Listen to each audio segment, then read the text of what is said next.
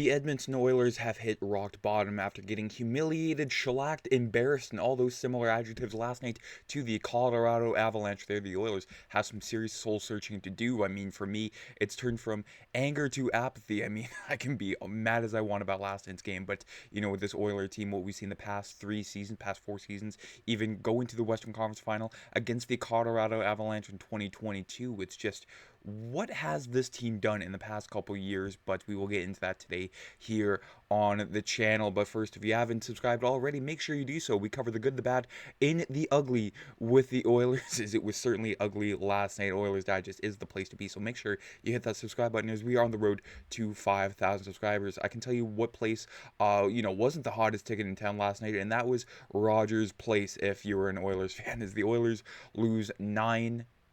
I'm gonna let that sink in for a second here, folks. 9-1. That's brutal. That is absolutely brutal. Losing by 8 to Nathan MacKinnon on home ice there. I mean, the Oilers used this game as a measuring stick to see how they ranked against the top teams in the NHL. But yeah, 9-1, and that is tied for their largest margin of defeat on home ice in franchise history. The last time they lost that bad on home ice was to the Buffalo Sabres in 2009 when I was just a wee young lad. Now I'm grown, and some things don't change with the Oilers with the embarrassing losses on home ice there. And from Jake Walman, every Oiler can look in the mirror last night and say, hey, I contributed to that loss, but he said it's just frustrating where I think to a guy, we all owe it to everybody in here to figure out what our role is on the team and do it, because we're not right now. We're going to have to get out of it. We just have to figure out a couple things between the team, and a couple of words have to be said, and we'll figure it out.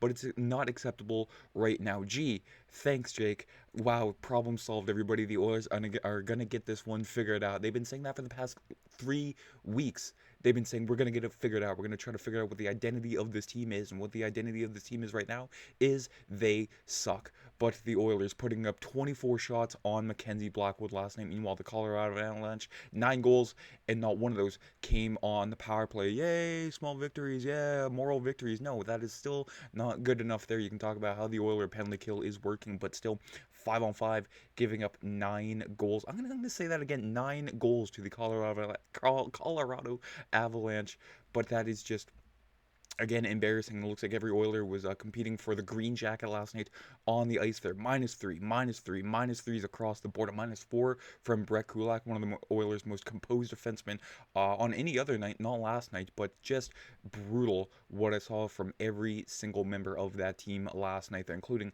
the 2 goalies, which we will get to in just a second there. And the thing that really bothered me is in the second and third period when the game got out of hand. We saw it last year against the Florida Panthers there. When the game got out of hand, the Oilers imposed their will. They're okay, we're not going to win the game, but we are going to send a message. And nothing.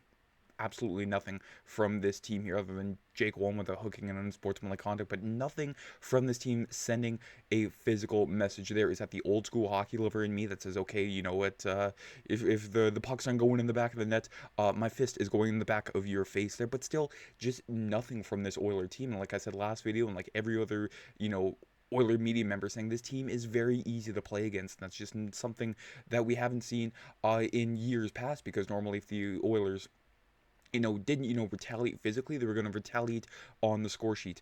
And even still, again, 9-1. But for the Oilers from Golden Hockey here, with a really solid chart here, just saying what the main problem, other than goaltending, with this team is just, trying to score. And the Oilers are slow starters. I'll admit that. The past 2 years haven't been the most storybook starts to a book here, but, finishing them, the Oilers getting oh so close, but the Oilers at 5-on-5 through the first 16 games. We haven't seen anything this bad all across the board here with goal percentage, expected goal percentage, in high danger chances for percentage since the Dave Tippett days. And we haven't seen that in quite a while there. 2022, 23 with this Oiler team there when Dave Tippett was fired in 2022, November of 2022. But ever since then, the Oilers, you know what?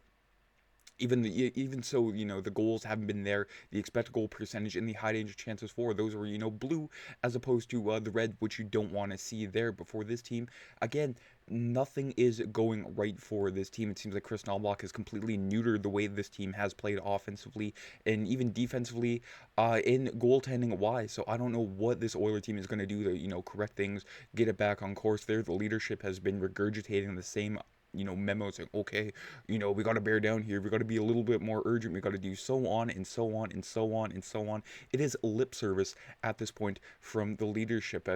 At some point, they just have to, face the facts and say, okay, yeah, we've been lying to you, but just go out on the ice there and prove that you want to do some change there, and not just, say it to the post game media scrum afterwards and say, okay, yeah, you know what, we lost tonight, but we're gonna get better. No, no, no. Stop lying to us and start doing the product that we deserve out on the ice there. And even Mark Spector, the guy who I disagree with the most in Edmonton media, I actually agree with every single thing he put out in this article. Slumping Oilers, full of excuses after a blowout loss to the Avalanche there. I mean, he asked Trent Frederick why he didn't fight, and Trent Frederick saying, well, no one's going to go for me. I have 1 goal in 15 games. Who's going to go for me? But that is what you were brought onto this team for. You're supposed to be a two-way menace on the ice. There's still nothing from Trent Frederick. Andrew Mangiapane is supposed to get under the skin of the opponent, something the Oilers have needed since they lost, Evander Kane in Corey Perry.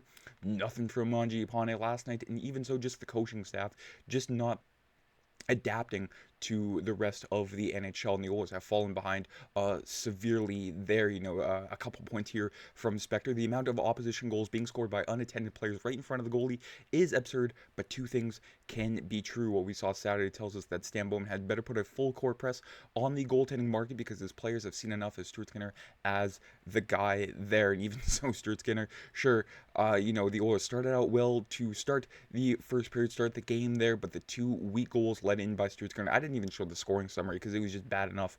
9-1 sums up everything for that. But Stuart Skinner just, doesn't rise to the occasion as much as we want him to there. And, Spector asked Knoblauch if the Oilers skaters have lost belief in their goalie, and the long pause before answering did more talking than any of his ensuing word salad possibly could, adding on, I don't believe so, before reciting a protective run of excuses for Skinner's game that we've been hearing for over a year now. And that's just the thing with the Oiler media. They're going after everybody but Stuart Skinner, in even a guy like Darnell Nurse there, even though night in and night out, they've just, been detrimental to the Oilers. But Knoblauch, sure, he's not going to throw his goalie under the bus there. But again, this look is worth 1,000 words there. The long pause before saying yet. The Oilers, either they haven't lost belief in their goalie, but just take a look at Kris Knoblauch and tell me that he is not,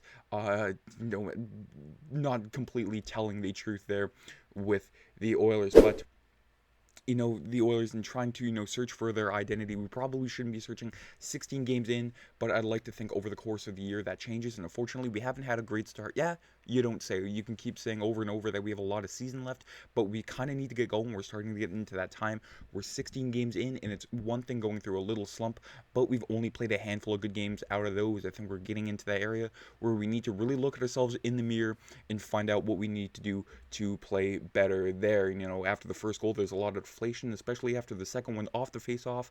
After that, it was a lot of guys beating themselves up and not playing very well. So we're not looking like a very cohesive team right now, just not playing very well. That's on the coaching staff, mostly myself, to get that aligned there. In the Oilers, ever since they lost to the Florida Panthers, I'm going to leave this Knoblauch picture up. Ever since they lost to the Florida Panthers, it's like Knoblauch had to, try and reinvent the wheel there. Okay, the Florida Panthers beat them with a very solid forecheck night in and night out during these 6 games of the Stanley Cup Finals. So Knoblauch saying, okay, we got to change some things up there, but it's just completely taken something out of this team there. As I said, he's neutered the offensive capability of this Oiler team, not trying to go for the highlight reel goal every single, rush up the ice there, not trying to get, dangerous chances. They're just trying to play the safe route, and that's just not working for this Oiler team. They've never really learned how to play safe. They've always learned to, be go on the offensive side of things. If they give up, an odd man rush, so be it. They could probably outscore their mistakes, but they are not doing that this season there. And again, when you're not outscoring your mistakes, because you're deflated. And even Kevin Bieksa on the Hockey Night in Canada panel saying last night, okay, one or two goals, it deflates your team there, and it's hard to play. It's hard to get in that mental mindset of trying to play catch up every single game because it wears on you, and eventually you want some change to be seen with this Oiler team. And I mean, a 762 and a 692, just not good enough. And for the Oilers, the rest of November does not look like the kindest. They have the Columbus Blue Jackets tomorrow night on Prime Monday Night Hockey, but ever since then, or after that, it's 2 weeks on the road there, or a week and a half. I mean, you have some gauntlet players here, like the Carolina Hurricanes, the Washington Capitals, the Tampa Bay Lightning, the Florida Panthers, and even games that seem like gimmies, which at this point of the Oiler campaign don't. I mean, even the Philadelphia Flyers, the Columbus Blue Jackets, who they will see twice this week there, they've always seemed to have, hard time playing in Columbus, and even the Buffalo Sabres, who always give the Oilers some trouble, whether it be in Edmonton or Buffalo. But the rest of the rest of November, the Oilers have to get it figured out quick here. Sure, the rest of the season, there's still lots of hockey to be played, but again, you can't win the Cup in November, but you can certainly hinder your chances in the month of November, especially that American Thanksgiving cutoff, which we're Canadian, we don't really bother about American Thanksgiving, but it's a nice litmus test. It is November 27th this year, that Thursday. But that is it for today's video. I mean, I thought it'd be a lot more angrier, but again, it's just turned to, carelessness and apathy at this point with the Oilers. If they're not, bothering to put in the effort of trying to win these hockey games and, make all of us excited, then for me, I'm just going to point out what is wrong with this team.